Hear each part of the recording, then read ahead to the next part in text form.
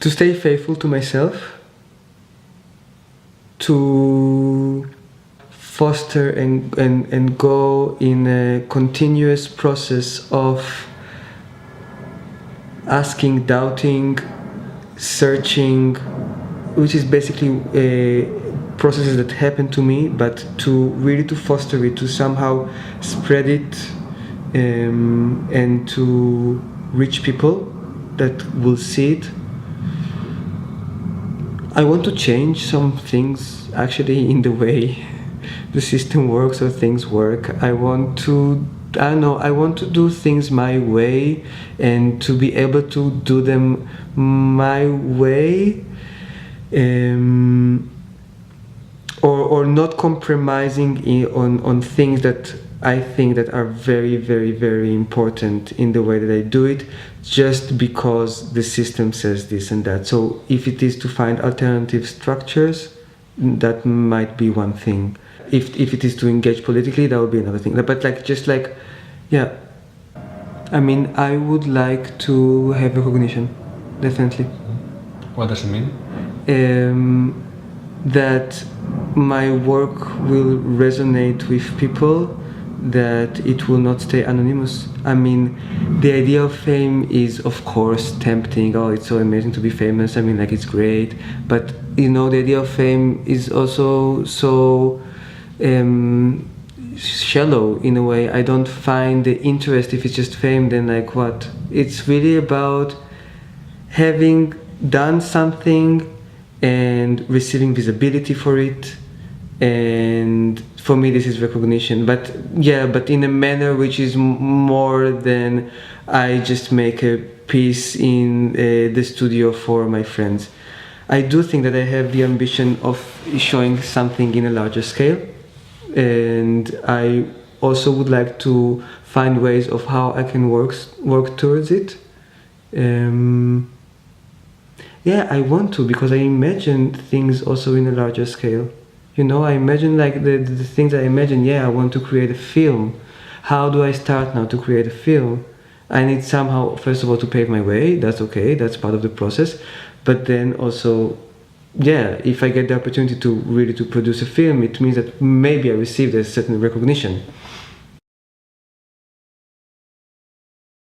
I mean, my answer is really, in a way, kitsch. I hope it's fine. But it's just that I really don't know something else that I can do. I mean... You mean from an existential perspective? In a way. It's what gives meaning and sense to your life. Totally. But because I also want to get money with it, I think success is part of the deal. So if we spoke about ambition, so I think I am ambitious, at least in this phase of my career right now, to do it in a way that it is sustainable. Yeah. And is it already sustainable in this very, very moment? No, I mean, definitely not. So you need a side job? Of course, like from only making my work, no. So like, for example, I perform for other choreographers as a dancer. So this I put into the realm of my skills and the things that I do, but it's not the concept that I have in mind, or it's not the thing that I create. So I do enter it into the pool of being like, you know, a performer. It's another quality of the profession that I really enjoy to do and to make. And apart from creating my own work, participating in other people's work, I also work as like Aufsicht, like in a private art collection. I sit next to the work and I make sure that nobody touches it. And I get 10 euros per hour. And mostly nobody comes, so I just read a book or write applications.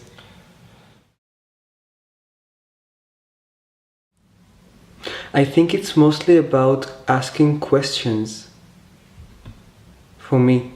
Like being political in a way of questioning, of not taking things for granted, and of trying to understand mechanisms. I think that questions that come for me and from me are questions that I'm asking in a way with myself. Then I engage other people in the process, that's for sure. I never, like, it's impossible to work really alone. So whether it is other people that I speak with about the idea, or like the role of a dramaturg or a performers, etc., etc. So the question is obviously being shared, but if it's a question that kind of comes from me, that I am curious about something, that I don't get something and I want to find something out, then mostly I engage with it in a process that I develop it myself.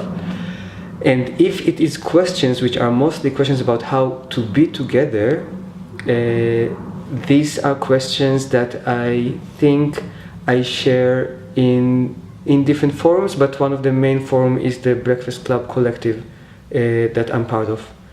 And in this place, we are asking very specific questions. I mean, also it's not our aim, but it just happens during the process that we find ourselves engaging in questions. I am a member in LAFT, so like in the organization that supports the Freie Szene in Berlin.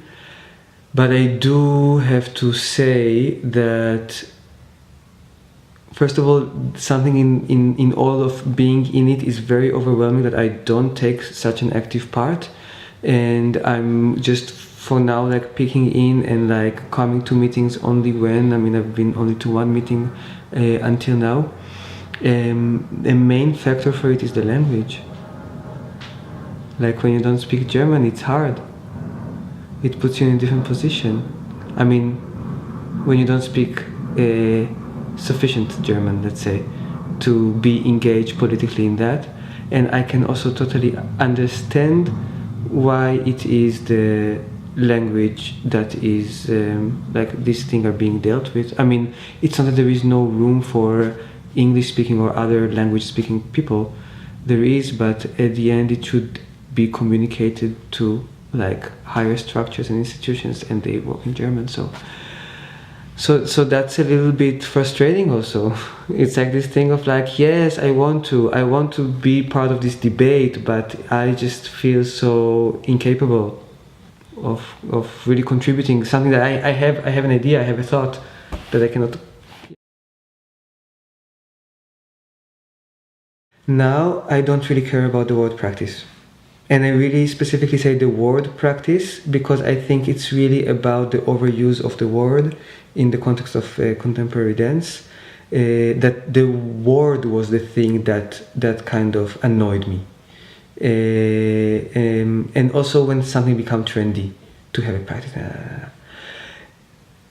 And then what I'm going to say now, it's kind of my opinion, but I'm not so moved anymore by it. But if you would talk like 3 years ago, I'll be like totally like opening my mouth and telling everything I think about this word. I started to observe that this word is being overused somehow in the context of dance. And it all began from a very, very basic problem that there is no translation for the word practice in Hebrew. So I couldn't fully grasp what it is that the people are trying to say. Of course I understood it by the context, of course I understood the meaning of it, but when I had really to point it down to what is the meaning of the word practice, I was like, I don't know exactly if they even know if they are sharing the same thing, because I don't have a translation for it in Hebrew. And because it was something that I didn't understand, I started to work on it. It was really this thing which is usually in my work, when I don't get something, it usually becomes a question that I have to solve. So it was, what the fuck is a practice? And try to find a word for it. And then I realized that this word is really darkening or casting shadow on other great words, which could be like activity, interest, I don't know, that doesn't come to me now, but like another words that can be used, and they are kind of pushed aside to this big umbrella of practice. And then also with naming everything as a practice, this really annoyed me. Like, On a personal level, yeah, I scratch my hair 3 times when I wake up in the morning. Like, that's a practice. I don't know, is that your practice? It's like, and I don't want to underestimate. And if it's someone's practice, great, go for it. But what does it mean? What does it mean, a practice? I don't understand it then. Like, if I don't get it, because for me, practice is in Hebrew. It does exist. Like, for example, practicing the piano, or practicing. We use it mostly with like sports, or but when it comes to, I don't know, like, my practice is to stand on the bridge at 3 o'clock each day and to look at something. This is like, I don't know. Is it a practice? It is. Well, yeah, it's something that maybe you repeat and you do it like in a constant way. But maybe it's also other things. Maybe it's your work. Maybe it is your work. And I think that since the disappearance of technique, let's say, in dance, the word practice became a substitute of training or of technique or of the thing that you do. And this is actually super legitimate, because I think, as somebody who deals with dance and took maybe 5 ballet classes in his life, and dance, let's say, dance training is mostly connected, let's say, to classical forms, or let's say even modern forms, but even they become too classical in my perspective. So now, when there is no technique, people need to find something that will keep them working, and this is giving them a certain structure which they repeat, just like doing pas de bourrée or tendu or all these kind of movements that you do in ballet. So it's maybe how to sustain, how to work, and this is something that is really important to put it out, and not just to speak in the trendy discourse of just like having a practice. It's like, yeah, for me it was very foreign. And yeah, so I made this piece, Practices, in 2014, and this piece was about, first of all, asking, it was a question that I asked myself, how to work on things. And that was at that time when the word practice was very overused, so I kind of fetched it and used the word practice in order to understand how I work on things. And I created 2 fictive practices. One is writing postcards, and one is hammering on wood without the intention of building anything. And I wondered what happens if I name them practices. So I invited the audience to do them, to do my practices. And it looked quite kind of awkward in a way. Like, okay, for me the only sense that it made, that it's both like, it's funny that I do it now with this, but it's both like handwork. So one is like writing, which is like very delicate motoric, and one is hammering. So it's a different kind of using the hand. But for me, practice was something that you actually, something like a craft. I don't know, something that you do with your hands. And in this way, I just invited them to be in it and to work in it, and from there to ask questions of what is your practice. So they were also engaged in the process of asking, like, of answering what is their practice, how do they relate to the word of practice, because if practice can be any random thing, like the things that I chose, then do we really need the word? Do we really mean something with it? And one person told me that practice is something that serves nothing else but itself, and that was the only accurate answer that I said, like, okay, this I really get. This I get. And still, as a way of provocation, and also because I really like words, I forbid people around to say the word practice. It mainly happened like in theory classes at HCT, when people said practice, mostly the teachers, and then they looked at me and they said, yeah, I don't know, like, I don't know say how to call it. So but I was happy that they caught themselves using this word somehow.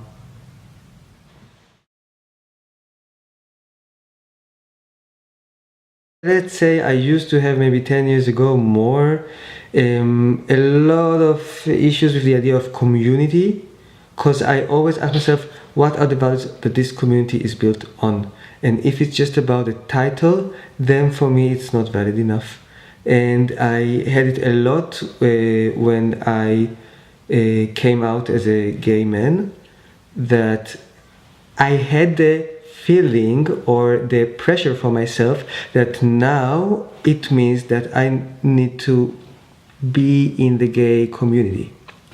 So it was in Tel Aviv, and I was kind of 19, and I started to go like to one gay party, and I really didn't enjoy.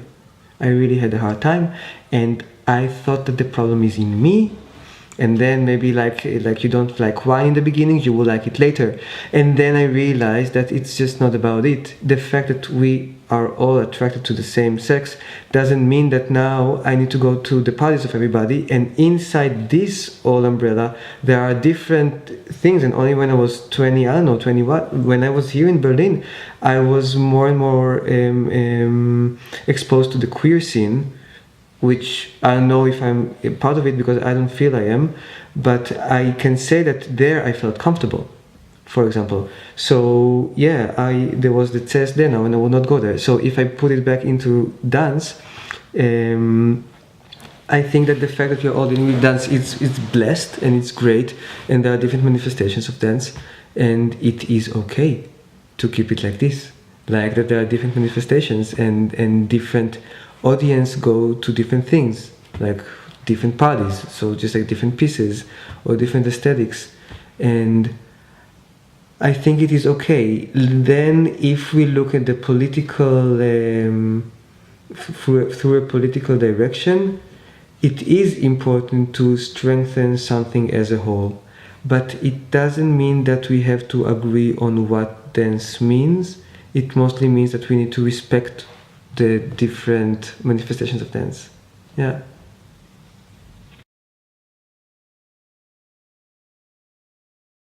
For sure, being part of HZT or being at HZT made me being aware that there is something that it is to be queer. In the beginning I was super critical about it. I was super like, okay guys, what is it exactly? Like, let's name it.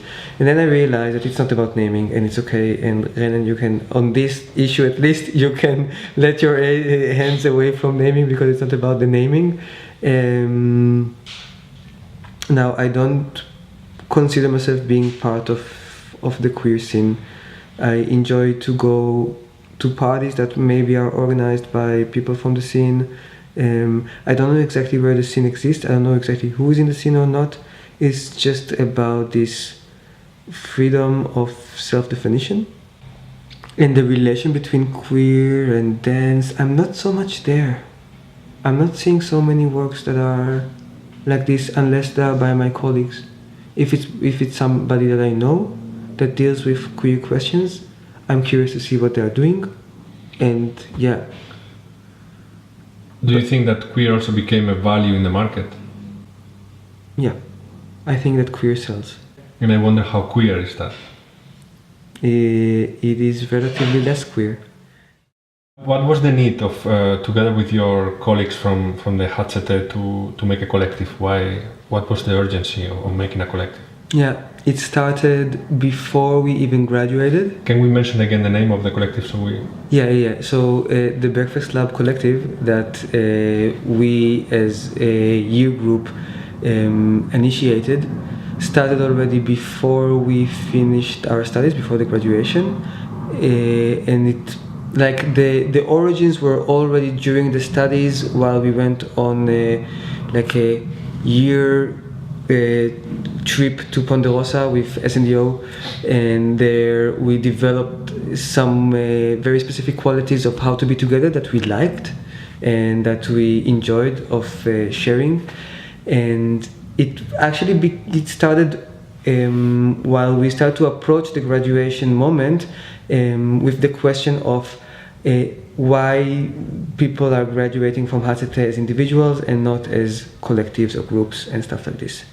This question was actually a burning question for some of the people and for some not, and I totally can say that for me it wasn't, because I enjoy to work in a collective, but at the end when I arrive into a question or something I want to create, it's something that like it's totally unnecessary to open it for a collective process, because it's a process that first of all I have to go by myself.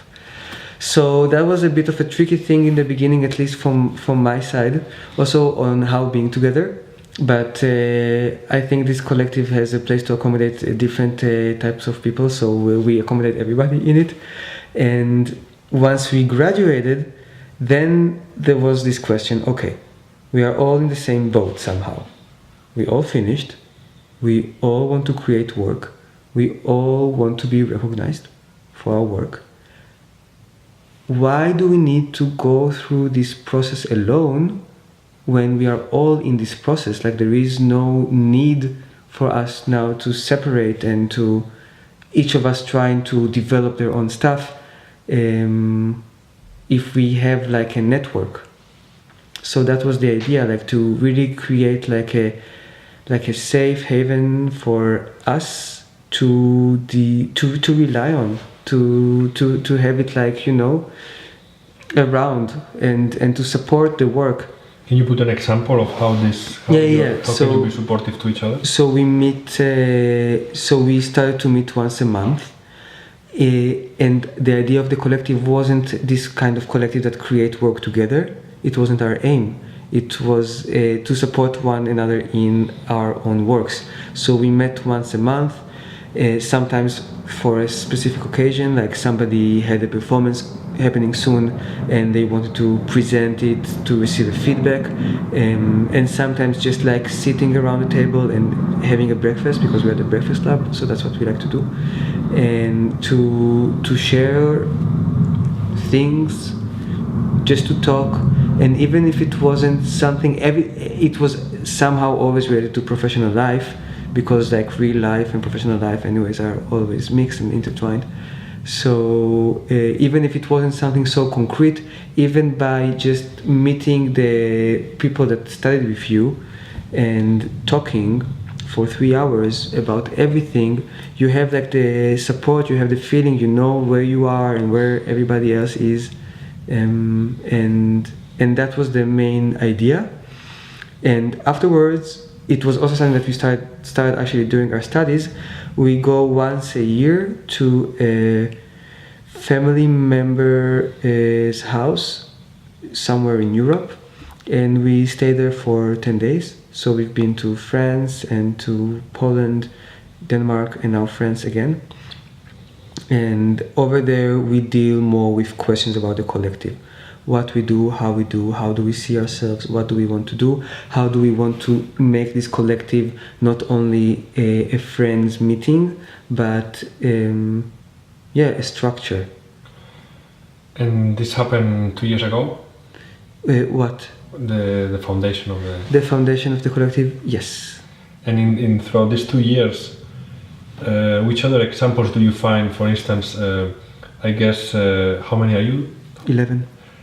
Within these 11 people in these last two years, some of them maybe got better opportunities than others, and some of them maybe are closer to these expectations regarding recognition, etc. Mm-hmm.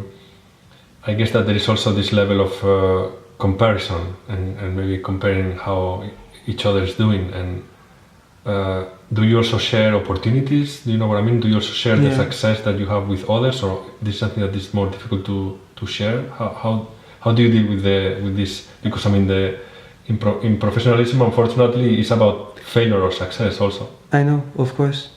I think that we are all very equal in what we share, but I also think that we sometimes even look for different things. So one person's success, actually, first of all, it's great, but then it doesn't mean that it means not success of XYZ other people. Like, so it's not that, at least I don't feel that when somebody is doing something that works, it means that I will not have the opportunity to have something that works as well. Yeah, I mean, actually, it's a point that you brought up that for me is very crucial because I applied for the Einstiegsförderung just 3 weeks ago, and I shared on Facebook a status. Hey guys, I guess that all of you are sitting right now in front of the computer being super stressed out and working towards the application, so why won't we just meet and share the time together and just be there in the space together and work on it, you know? And nobody replied. Like few people liked the post. Most of them are people which are not from the performance arts scene. And then only one person then wrote me and he said, oh damn, I already sent it. If I would have seen it on time, then like I would be very happy to do it. But we are all, somebody said in one of your interviews, no? I remember, Swazi, I think Swazi was saying it, that we are all in the same boat. Yeah, the cake is small and everybody wants to have a portion. But yeah, like, but why won't we just do it together? Like, if it's a person that I like and I enjoy to spend time with, I'll be very happy to read their application and also like give their comments that maybe can make it somehow be a better application, and also to receive it from the other person, because at the end we all want to make it somehow.